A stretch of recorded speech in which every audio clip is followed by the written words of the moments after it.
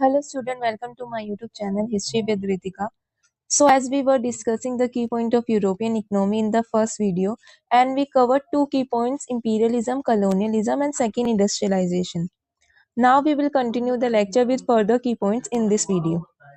So third key point is dominant industrial power shift, यानी कि प्रमुख औद्योगिक शक्ति परिवर्तन। In the late 19th century में हम देखते हैं कि Germany as a leading industrial nation emerge करता है और केमिकल इलेक्ट्रिकल गुड्स की प्रोडक्शन में ब्रिटेन को सरपासिंग करना स्टार्ट कर देता है।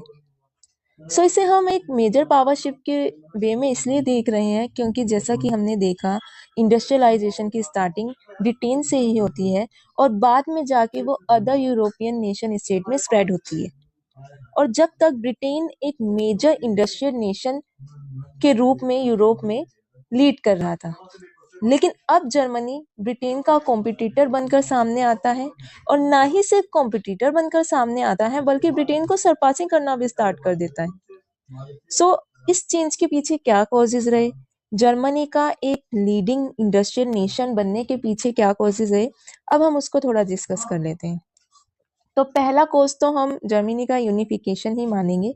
जैसा कि आपने देखा 1871 में बिस्मार्क ने जर्मनी के काफी सारे डिवाइडेड स्टेट्स को यूनाइट कर दिया और इन सब यूनाइटेड कंट्री का बेनिफिट ये रहा कि अब पूरे जर्मनी में गुड्स और नेचुरल रिसोर्सेज को डिस्ट्रीब्यूट करना पहले से और ज्यादा फास्टर हो गया as compare to before. Focus on technical education, Germany ने अपने बेसिक और टेक्निकल एजुकेशन पर भी काफी फोकस किया और इसी के साथ बिल्डिंग इंफ्रास्ट्रक्चर्स पर भी इम्प्रूवमेंट करना स्टार्ट कर दिया। Germany also focusing on the chemical and electrical industry, Germany अपने केमिकल और इलेक्ट्रिकल इंडस्ट्री पे भी फोकस ही कर रही थी। लेकिन अगर हम ब्रिटेन की बात करें तो इस टाइम पे ब्रिटेन अपने टेक्सटाइल इंडस्ट्री पे ज्यादा प्रोग्रेस कर रहा था, क्योंकि इसका रीजन एक ये रहा कि ब्रिटेन के पास अपनी एक कॉलोनी थी अमेरिका, वहां से उसे काफी इजिली लार्ज अमाउंट में कॉटन प्रोवाइड हो रहा था।